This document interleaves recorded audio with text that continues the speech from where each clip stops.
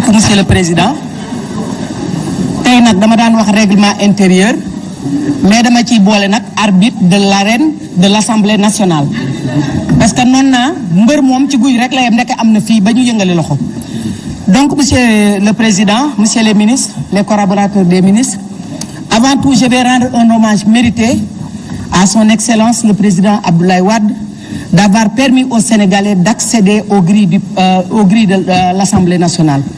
Barricade bi am fii tey amoon fi bi ñuy def parrainage bu Abdoulaye Wade defoon noonu kon tey nit ñi duñu yegg si bay fêter anniversaire bi. Mais Monsieur le ministre, yéen nag yéen a yóbbu fiti nit ñi yow nag yaa nar a toj Sénégal yow xam nga lu tax ne bëreet ne terrorisme nit ñi bu ñu xamul terrorisme ci Sénégal vivre ñu ko itam ñu ngi koy gis ci Mali la xew la fa xew. Moi je suis de la CEDEAO. Le Mali a été retiré de l'espace CEDEAO ndax seen terrorisme bi ñuy def seen terrorisme bi ñuy def xale yi sax xam nañ lañ mooy loo xam nañ sax lan mooy la boo nee bëreet wax loolu kañ yow kañ bu nit ñi nelawul lekkuñu naanuñu dolli ci xiif bi ñu yoroon yow mii la sàll nga baal maak.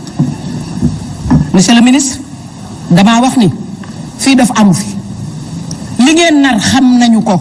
bàyyi leen mbër gi falang daanu na ba falang daanoo la kenn mënta nax kenn Senghor daan wax ne réew mi golo xaj la woon bu golo yéegee xaj toog ci suuf léegi nag golo la boo yéegee mu yéeg fekk la ca kaw nga wàcc mu wàcc li ngeen nar xam nañ ko.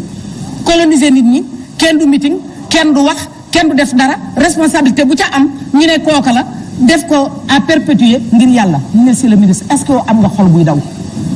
est-ce que yow sax sa cœur dina yëngu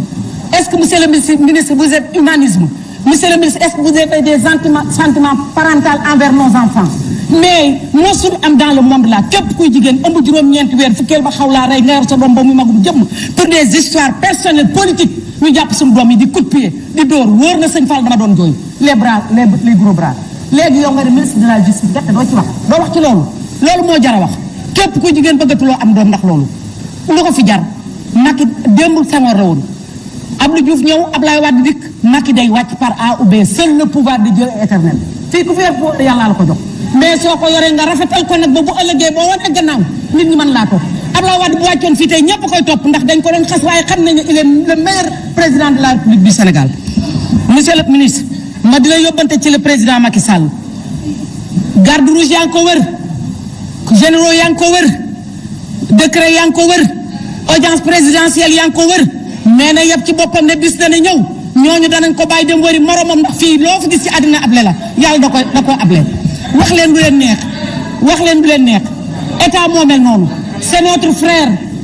frère paternel on a fait 20 ans avec lui fit li mu yor yéen ñi yéen a ko may waaye am ko woon xam nañ bu baax ki yee Macky Sall ngeen foog ne rek loolu dëgg la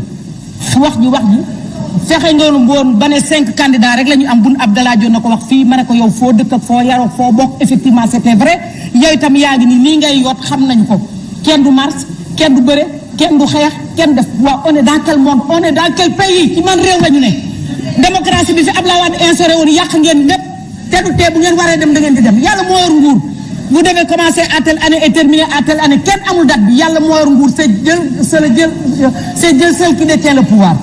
te li ngeen war a wax waxu leen ci moi je suis de la CEDEAO on a parlé du parrainage lu tax waxuloo ci le cas Karim Wade lu tax waxuloo ci le cas Khalifa Sall lu tax waxuloo yéen daal yow yaay sëriñ sopp daganal li nga bëgg a gis ngay gis li nga bëgg a xam ngay xam li nga bëgg a rafetal ngay rafetal mais yow bu dee dossier am nga loo def gis nga lii ngay wax nii xam nga li ko gën nit ñi dañoo xiif ngeen jox leen ñu lekk ku lekk ba suur sa lekk ba suur sa baay lekk ba suur nga xëy wut am penc am wut loo liggéey ku woote téeméeri manifestation yi ci mbedd yi duñ la ci fekk c'est ça la vérité vous êtes là pour gouverner le Sénégal vous êtes là pour secourir les Sénégalais vous êtes là pour aider les Sénégalais yaakaar gi fii la ne ndax yéen la yàlla jox réew mi dañ ne ñun dañoo tële ba dàq ñu dem d'accord nanu waaye yéen ñi man bañ jox leen lu ngeen nu andil diggee bu dul jeex rek lu ngeen diggee yéen daal Macky daal président dajjil ma bi paquet bi nga daj woon daal xaw naa jeex loolu mooy jukkoom pare nañ ci lii après le vote on va voir monsieur le ministre c'est sûr xam nga lu mu ciy teg fii ku fi amati doom maa koy tudd mbaa boo ko tuddul terrorisme la loolu nag du am ci Sénégal man ta ne dañoo sonn da ngeen ñoo sonal trop. Sénégal je vous remercie. monsieur le président bul ma dagg. Je vous remercie. Les 5 minutes sont finies. Les 5 minutes sont finies. Les 5 minutes sont finies.